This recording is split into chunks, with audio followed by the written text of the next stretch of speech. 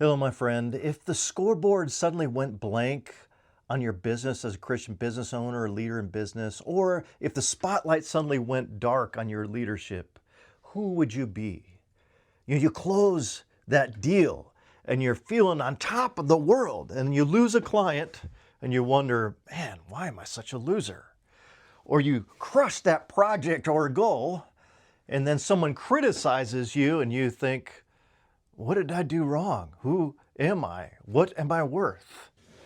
Are you with me, my friends? This is that performance trap. We live in this culture that values performance over our identity a lot of times. And don't get me wrong, performance matters.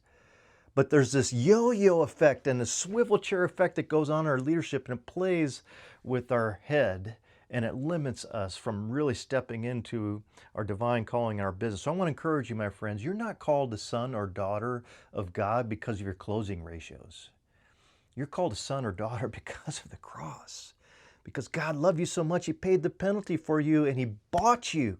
You have an identity in Him that no other business owner or leader has. So my friend, get this. I want to encourage you a couple other things. First of all, Jesus, when He started His earthly ministry, the Holy Spirit came upon Him and God said, "This is my beloved Son whom I am well pleased." Do you know when that happened? It was before even His first recorded miracle. It was before He really started to quote unquote perform for God and draw droves to Himself.